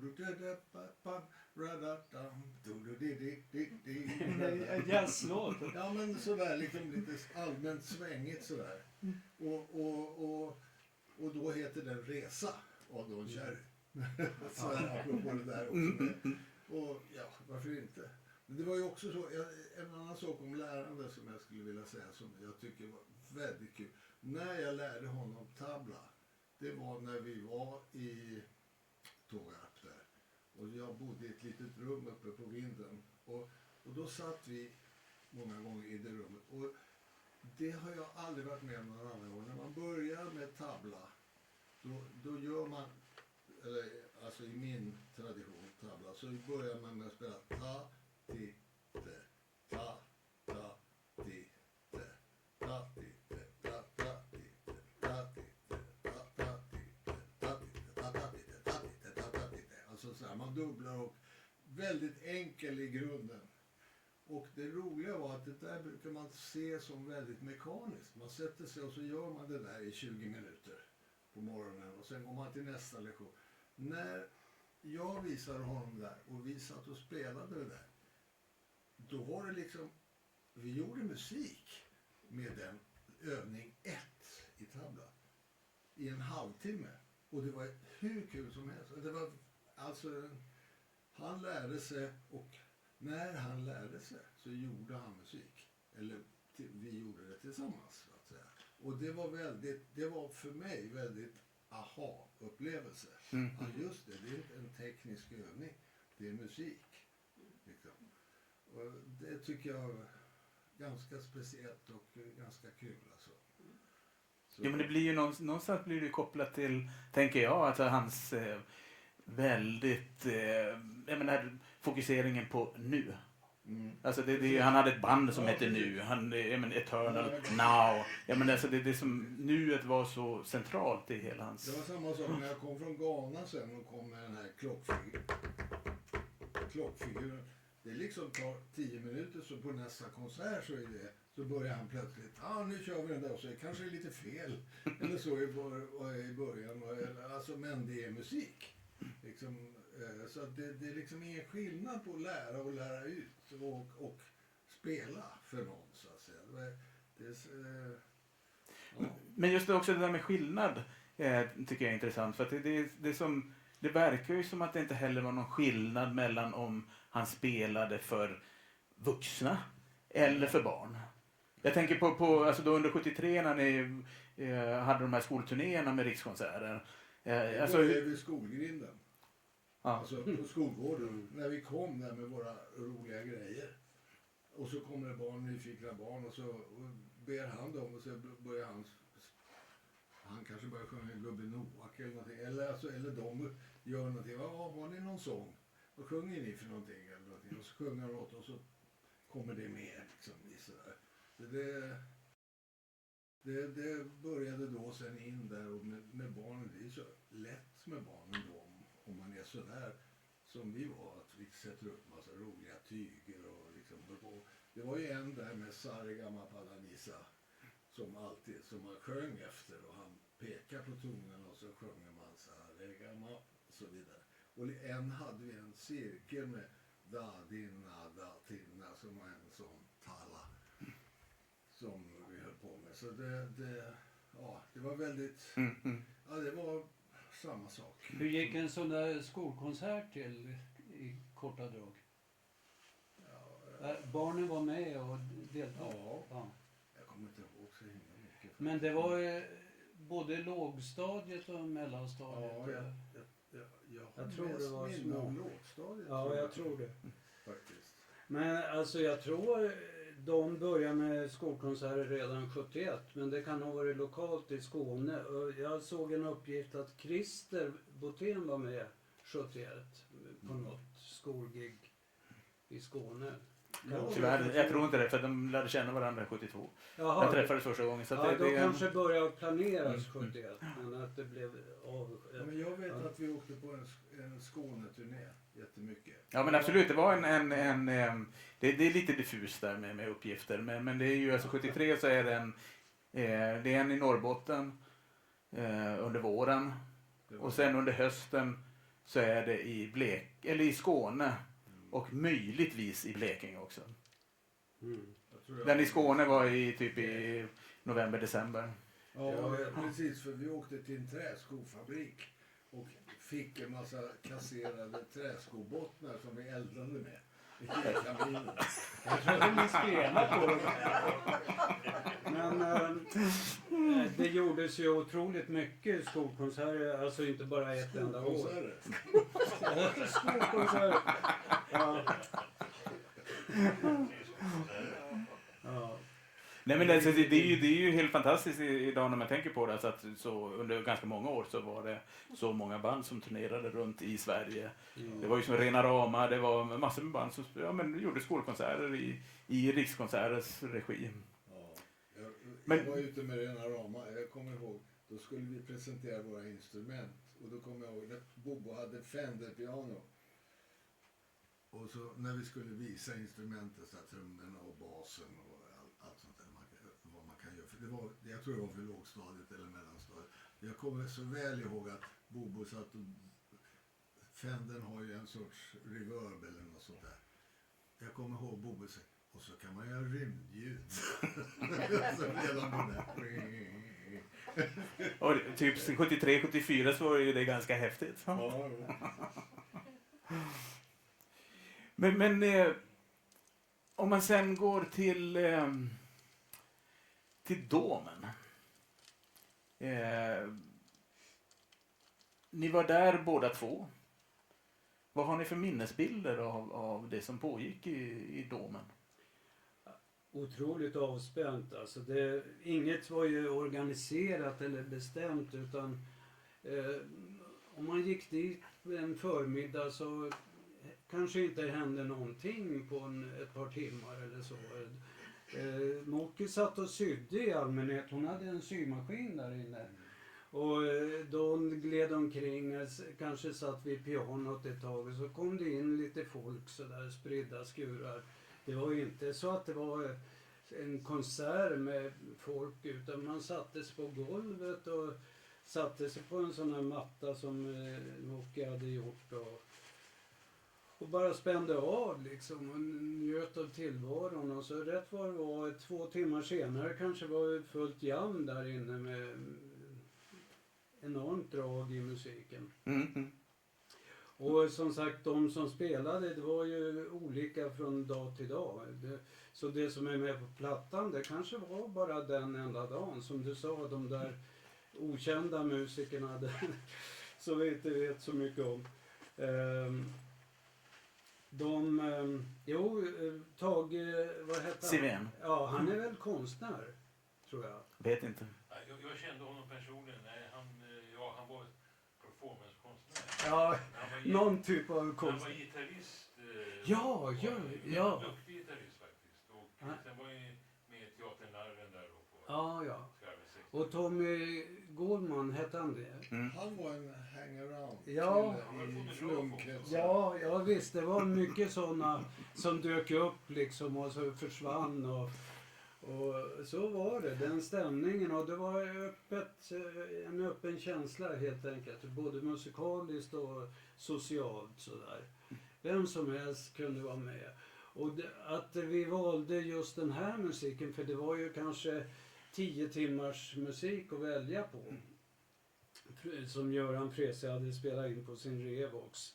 Men han spelade bara in ett par dagar alltså. 2 dagar. Ja, som jag kommer ihåg det. Alltså är osäker, men det kan ha varit ytterligare någon dag sen. Men För på den tiden var han ju väldigt mycket ute och spelade in. Han spelade in Ja. på fritid. Ja, han spelade visst, någonstans visst, runt och verkligen. sådär. Ja, men här på Musikarkivet så finns det ju, eller på Jazzarkivet och Musikverket finns det ju en mängd, alltså hans arkiv finns ju här. Jaha. Det är bland annat på Cherry-inspelningarna så är det så står det så där i filen så här, som på grund av den enorma mängd av de Cherry-inspelningar så har vi inte hunnit lyssna på dem.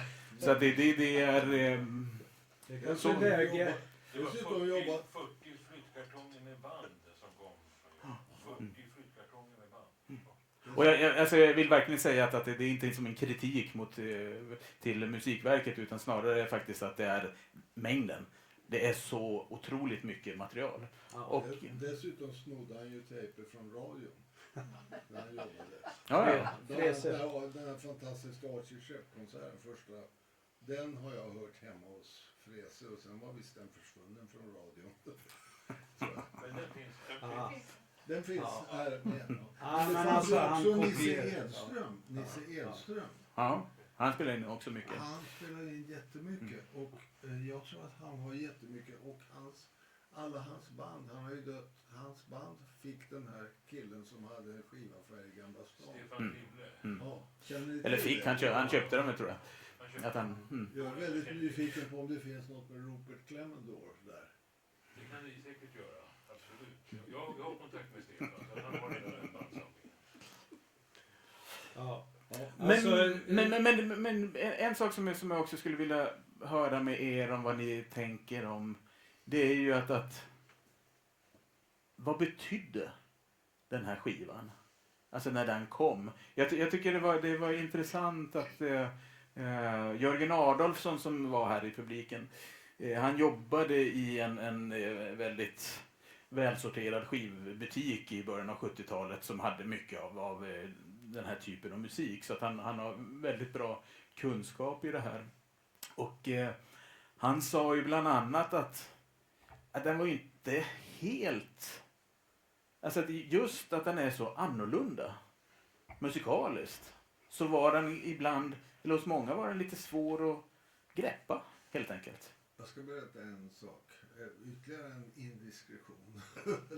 Lasse Westin sa någon gång när jag träffade honom, jag hörde inte detta på radion, då sa han blev så förbannad på den där när den kom. Så att han i sitt jazzprogram som han hade på radion då, så spelade han någon annan mera jazzaktig domplatta bara som protest mot den här skivan. Så det var nog lite småstötande här och var. Det stämmer nog. Ja, alltså det är ingen tvekan om att den är udda på det sättet också. Som du sa, att det var amatörinspelningar nästan alltihopa. Förutom Freses studioinspelningar. Det är 2-3 låtar av, hur många är det? 10-12. Och det är alltså Rita Knox, den där från Köpenhamn klockan 6 på morgonen spelar hon ju in på sin kassettbandspelare. Och så att det är väldigt mycket sådana grejer som de ville ha med liksom. Och den pågår i 12 minuter eller något sånt där innan Berimban kommer in där mot slutet. Så får man sitta och liksom försjunka, det blir lite meditation. Sådär. Men alltså tekniskt är den kass kan man säga, inklusive min inspelning från Bollnäs som var liksom ad hoc sådär. Det var ju en ren tur att det gick in så det går att lyssna på i alla fall. Men alltså den är ju jävligt intressant historiskt på, även ur Dons perspektiv. Att han spelar med ungar som kör de där fraserna som han har lärt dem liksom. Och plötsligt var det någon av klarinettisterna som tog fram sin saxofon och hängde med liksom. Och sådana där grejer. Så att det är ju en helt annan typ av skiva än Orkesterjournalens 5 stjärnor. Men många recensenter verkar ha uppskattat den. Men där tycker jag också det är kul, när man läser recensionerna så är det ju också att i grunden positiva, men också många säger att, eller, antingen direkt eller mellan raderna, att de har ingen aning om hur de ska bedöma det här. Ja. För att de kan inte musiken. Ja, men det är ju korrekt anmärkning. Ja. Fanns det någon utländsk distribution på den här skivan? Finns det recensioner från andra? För i och med att Don Cherry ändå var ett stort namn inom internationell jazz. Ja, alltså jag tror Caprice hade lite utländsk distribution redan då, alltså på tidigt 70-tal, men den växte med tiden och intresset för den här skivan har också vuxit med tiden. Men jag har ett papper där ute i min jacka som ligger där ute. Jag råkade av en slump, jag håller på att städa i mitt förråd av tvångskäl, hittade en lista på försäljningssiffror på alla Caprice skivor från tidigt 80-tal. Och då kollade jag naturligtvis på den, DLP1 som den hette då. Och den låg på cirka 5000 ex, och det är med tanke på en dubbel-LP också. Det ansågs mycket bra för en Caprice-skiva då. Det var ju nästan 10 år senare eller 8 år senare. Så att de här skivorna nådde ut alltså. Och de sålde nog i huvudsak i Sverige, tror jag. Det är på senare tid som den har uppmärksammats internationellt. Skrevs det om det i Downbeat eller så? Jo, men Downbeat tror jag gjorde en recension av den. Jazz Journal i Storbritannien gjorde det. Jag tror man gjorde det i Frankrike också, om de var både de hade ju 2 jazztidningar. Jag kommer inte ihåg det på rak arm. Faktiskt att nej, men det fanns ju alltså egentligen redan med MU-skivorna som vi har pratat om här en del, som då spelades in 69. Det är en duoskiva med Don Cherry och trumslagaren Ed Blackwell. Han spelade också med Ornette Coleman då, typ 10 år tidigare. Och redan då så började ju alltså jazzkritiker att vara ganska skeptiska. Alltså att vad händer med Don Cherry? Alltså att och i 72 så spelar ju Don Cherry på festivalen i Château Vallon i Frankrike. Och där är det ju, där är de ju ganska, alltså de fattar ingenting. Alltså, och den konserten den finns ju på skiva. Den är ju som, alltså, att han spelar ju inte en ton på trumpet. Det är bara melodier och det är väldigt, alltså det är dockteater med, och det är verkligen en happening. Det är hippie, Don som hippie i kubik. Och det är som, då undrar man ju, men på en jazzfestival i Frankrike då, det var ju som, vad fan händer? Men jag tror, alltså det här har jag sagt förut och jag börjar tvivla på mitt eget minne. Men jag tror att jag har suttit på en presskonferens i Italien när någon säger ja men vad är det här, ni står på en gånggång och så spelar han på några konstiga trummor och så går det dit och sen plötsligt är det något spräck eller någonting och så liksom så här, vad är det för musik liksom? Och jag ska inte svära på att det är sant, men jag har fått för mig att det var så att då säger de för första gången i världshistorien så att säga, it's world music. Det är liksom, och jag kan inte svära 100% på det, men jag har sagt det så många gånger nu så att jag börjar tro på det själv. Men det faktiskt ska jag då säga där, alltså redan på 60-talet, så i Tyskland till exempel, Hans-Joachim Behrendt och de här, de började ju prata om world music redan då faktiskt. Så att det fanns. Däremot så är det ju, alltså begreppet world music, alltså det kommersiella begreppet world music, det föds ju egentligen typ på den senare delen av 80-talet. 87 till och med. Och då är det när ett antal independent skivbolag som ger ut musik från olika delar av världen och även världsmusik, alltså blandad musik. Som går ihop för att få ut skivorna som en kommersiell vara. Och där är Peter Gabriel är bland annat med där med Real World så att det är ju, och World Music användes ju också som, det gjordes ju en skrift i Tågarp 1982 som hette World Music som bland annat Steve Rooney och några till var med och gjorde. Som bland annat distribuerades till Peter Gabriel under den första WOMAD-festivalen i Storbritannien på 82, 83, 84 och sånt där. Det var väl Keith Knox? Keith Knox var också med där, absolut. Och där tror man ju också lite grann att man sen då börjar använda det där som begrepp. För att jag vet att Steve Rooney berättade någon gång att han hade gått fram till Peter Gabriel och gett den här tidskriften World Music till honom. Och att det är som... Så att någon... Vad som är vad, det är ju alltid jättesvårt att säga. Men... Jag tänkte på en grej när man pratar om Don Cherry på 70-talet och 80-talet också. Så är ju Mockis del av det hela väldigt viktig. Man får inte glömma bort det. Alltså det omgivningen och allt det här liksom. Det var ju komma in i en speciell värld när man kommer till en performance eller vad man ska kalla det med Don Cherry, så var ju Mocky med. Hon satt ju ofta med på scenen och lirade på någonting. Ja, till exempel. Och hade inrett scenen och liksom var med och påverkade inriktningen väldigt mycket. Oh ja. Nej, alltså det ju också Dons musik. Vi hade ju med när vi åkte liksom, då hade vi ju med de här rullarna med tyger som var i en konsertlokal så skulle det hissas upp bakom och sådär. Liksom. Det var en jätteviktig del av det. Och där är det är väldigt intressant. Just nu så pågår det ju, har ni chans så på Moderna Museet i Malmö så pågår det ju en utställning med Mocky Cherry nu som faktiskt är också lite skild från den som var på Moderna Museet, vad var det, 2018 eller vad det var här i Stockholm. För den i Stockholm var nog mer kopplad till hennes verksamhet med Don Cherry. Här är han mer att det faktiskt fristående av Mocky som konstnär i sig själv.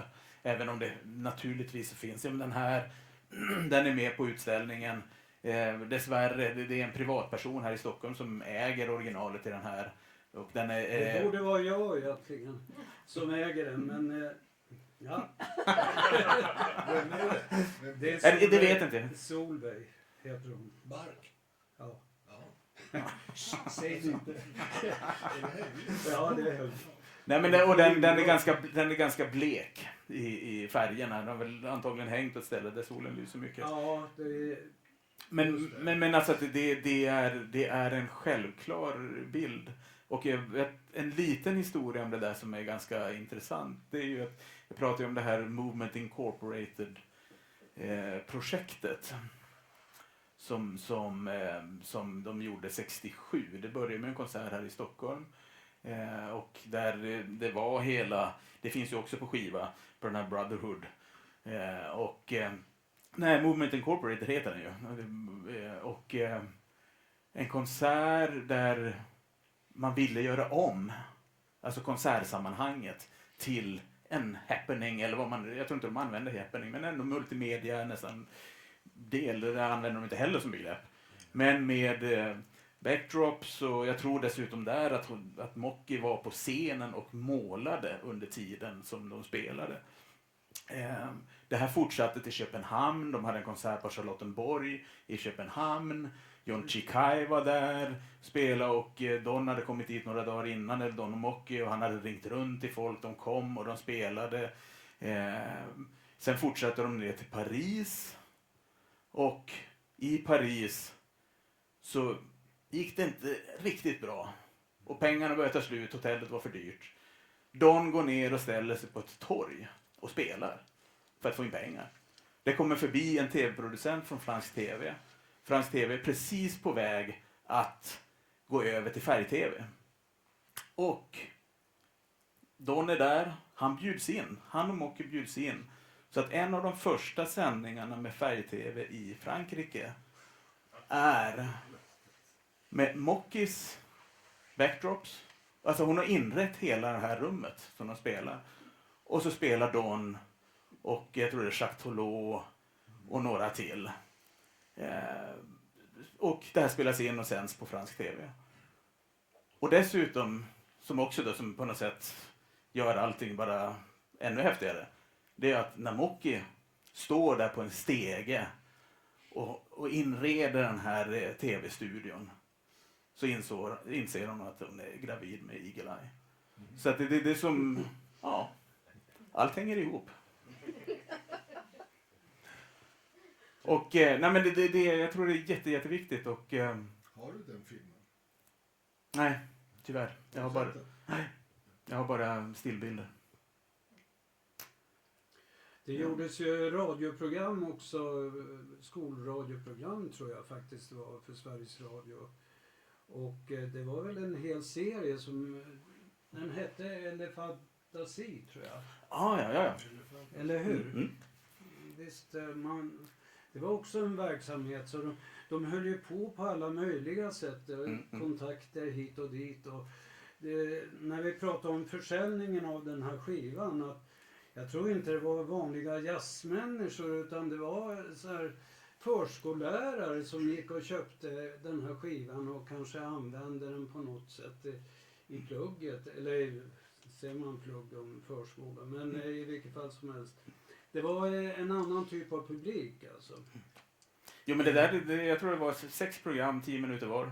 Ja. Och så var de på resor runt jorden. Och bland annat så finns det en låt som, jag vet inte vad den finns på skivan, men den går typ hoppity hoppity kangaroo, hoppity hoppity kangaroo.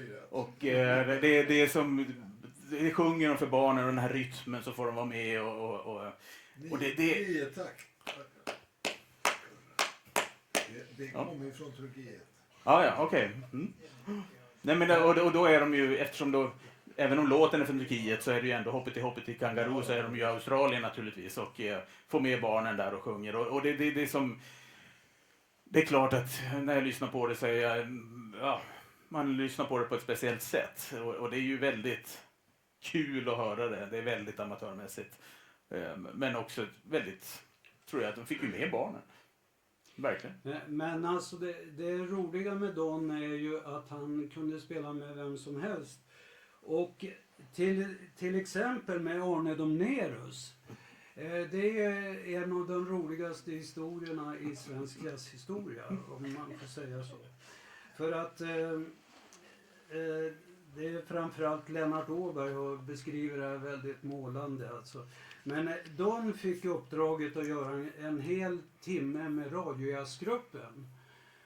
Och då kommer han dit till studion första dagen när de ska repetera. De sitter där med sina notställ uppradade så här. Arne Domnerus som kapellmästare som det hette. Och bra disciplin, alltså inte överdrivet disciplinerat. Men ändå, de var på plats på tid och så kommer de dit i sina färgglada kläder. Gjorde de Mocki? Inte en enda not, har han med sig inga noter. De var vana att få liksom en bunt papper om de ska ge konserten en timme direkt sänd till radio. Jaha. Och då säger de att de ska sätta sig i en cirkel så här runt honom. Och då, bara det liksom, Arne Domnerus såg väldigt skeptisk ut så här. Alltså jag var med, jag ska berätta sen. Ja, men då kan du ta över, det är bättre. Berätta om det är Lennarts version. Ja, Berätta den. alltså det tog en väldig tid att få med de här gubbarna. Vissa var otroligt skeptiska. Alltså, vad fan har vi här att göra? Och de började sjunga precis som i Bollnäs. Han fick med de här barnen i Bollnäs. Där var det inga större problem annat än att de inte visste i början. Här var det ju högprofessionella musiker. Sveriges jazzelit satt på plats. Och så började de gå fram till Arne Domnerus och säga: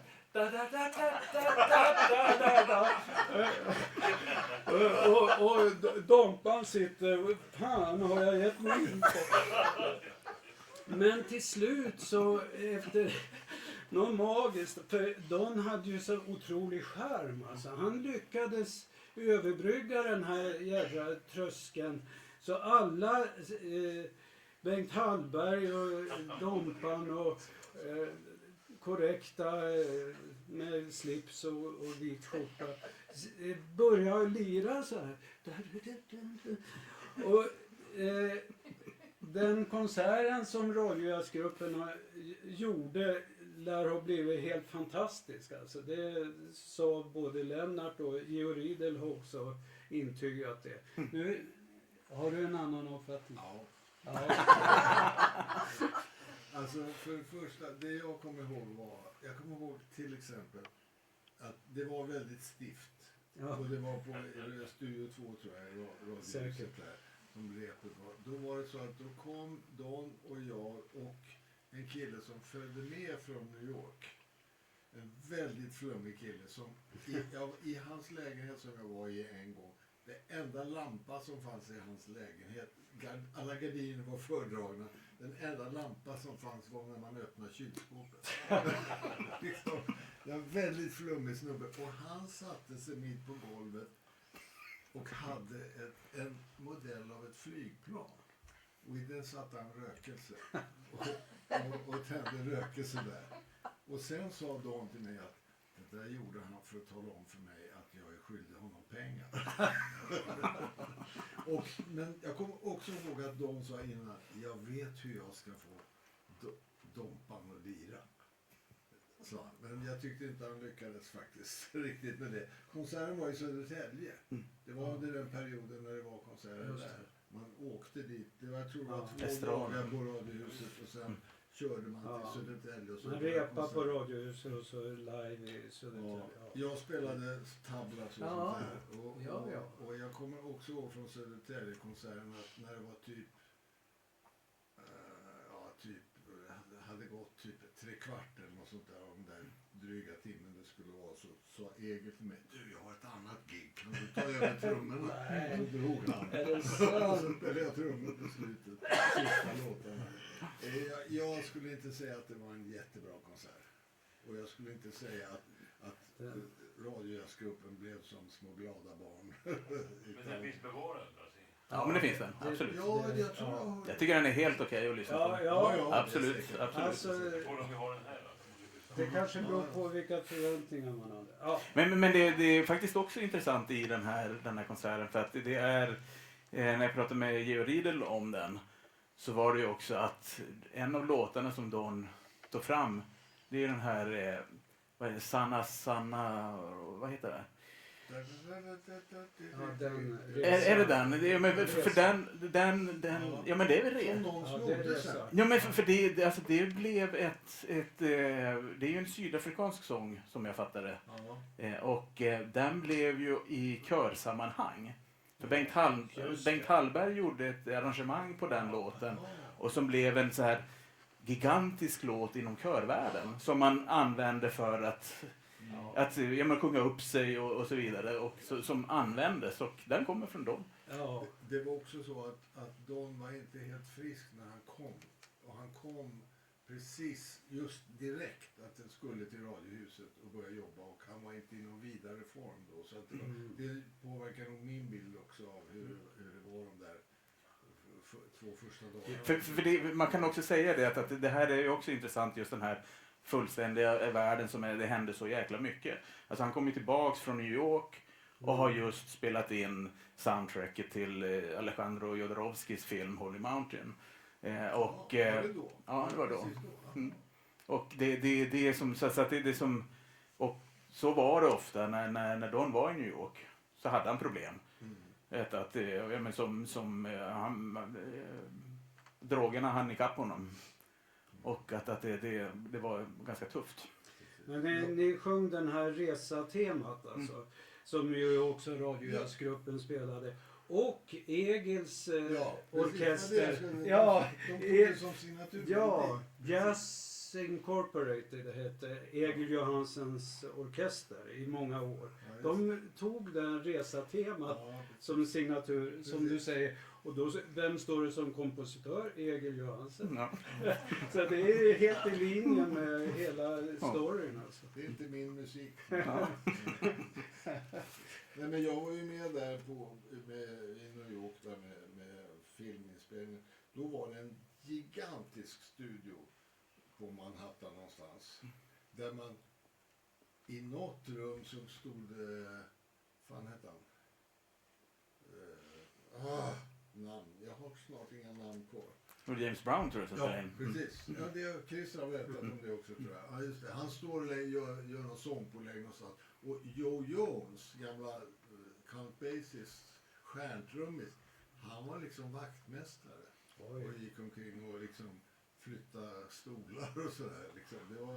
Men då var det så att det var en jävla massa bra, ja det ska vi inte prata om idag kanske. Men Ja, men. det var jättemånga bra musiker där.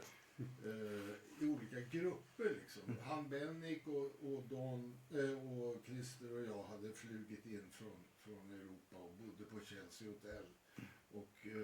Och sen var det grupper med Charlie Hayden och Carla Bley. Carla Bley var med också. Sen är det roligt att Katrin Christer Henriks var ju med också på något hörn. Så vad hände? Ja. Ja, Och så att det var ju väldigt många musiker med där. Ja. Men en annan sak som jag bara skulle vilja ta att alltså Don Cherry hade ju, jag tryckte bort det här så att det skulle inte bli så här, men det blir så ändå. Sorry för det. Någonstans var det ju, det fanns ju ett före 70-talet.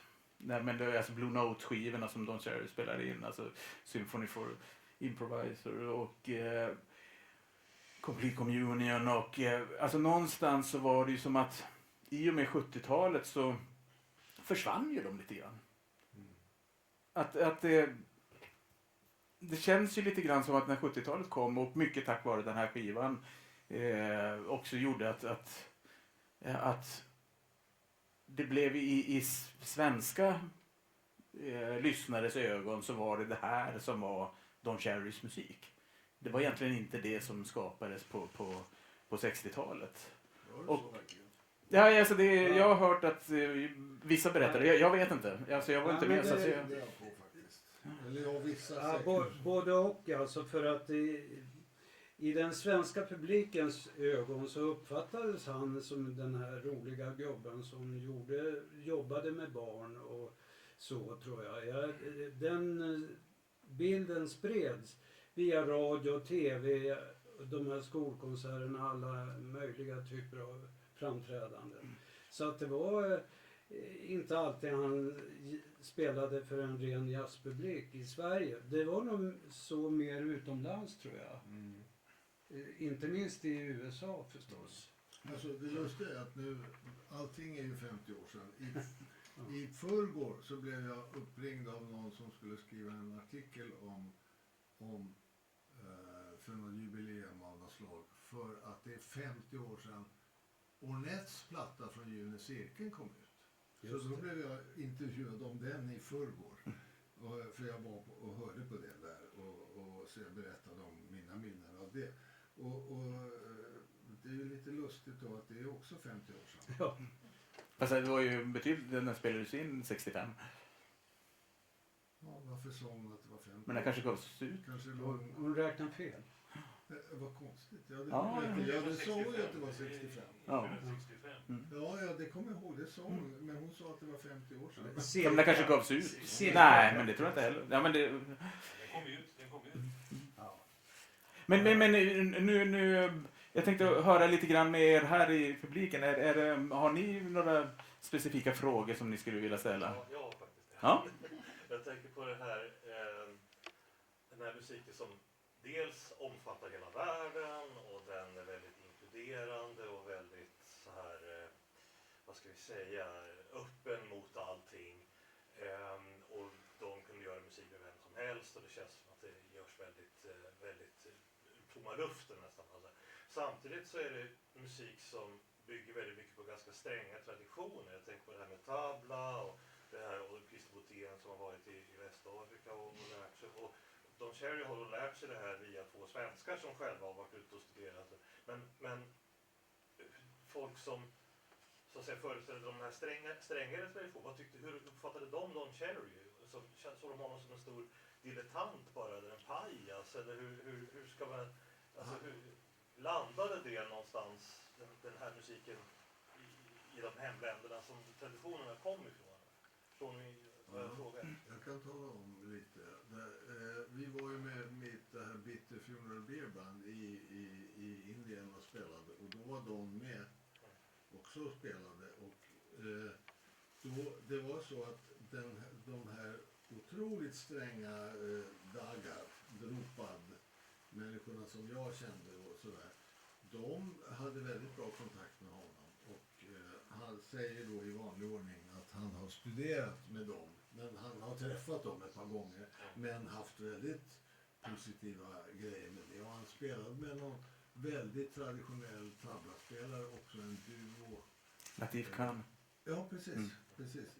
När vi hade konsert i Delhi så hade han en avdelning med honom, och jag vet att han träffade sydindiska flöjtmaestron Ramani också, och hade ett utbyte med honom. Så att, alltså, han hade inte något problem med det. Och ingen hade problem med honom heller, så att säga. Utan det var bara... Det gick jättebra. Och det, ja. Nej, det var inte så. Nej, men det är också intressant att 74 så reser Don till Indien, till Bombay. Och där är det så att han studerar ju där för Sia Muhyiddin dagar. Och där är det ju som att tanken var nog att han skulle vara där längre än vad han faktiskt var. Men han var ju där i ett eller ett par månader och studerade dagligen. Så att alltså, han var ju... Ja, men det finns han skickar brev hem till Moki. Så i alla fall enligt breven så beskriver han det här. Det fick jag nog också, tror jag. För jag kände ju honom, Jemo och din dagar. Det var ju liksom jag som förmedlade det till Don, att det är det bästa att gå till honom. Liksom. Det är det mest traditionella. Och det är ju väldigt sträng tradition om man ska studera i det. Men jag misstänker att han gjorde som han alltid gjorde, och det funkar säkert jättebra. Ja. Det är liksom inga instängda människor, de där bästa musikerna. Han hade ju en sån enormt bred musikalitet, så han kunde ju smälta in var som helst, så att säga. Men jag tror också som att han det var som inte att han sa att han nu ska jag bli mästare. Jag vet att han i intervjuer har sagt att har en väldigt stor respekt. Alltså för, jag tror att det faktiskt handlar om hans tablaspel. Alltså att det är, jag kan ju inte spela en konsert med tabla, för att det kan ju inte jag. Samtidigt så var han ändå en hyfsad på tablas. Eller hur? Han gjorde musik med tablas. Han gjorde bra musik med tablas. Och det är ju hyfsat. Ja. Men kanske inte i traditionella i traditionell bemärkelse, så att säga. Men absolut, han gjorde strålande musik när han spelade tablas. Och jag vet att sen på runt 90 så är han i Indien också, gör någon inspelning med El Shankar och även Blackwell och Shankar och hans, tror jag. Ja, men det gjordes ett BBC-program som heter Bombay någonting. Det finns faktiskt på YouTube, det är helt enormt. De sitter i en lägenhet i Delhi eller vars det är, och så sitter de där och spelar, och det som bara, och så sen är de ute och spelar konserter och sånt där. Jag tror man får söka på lite omvägar där, man får använda fantasin för att hitta det på YouTube, men det finns där.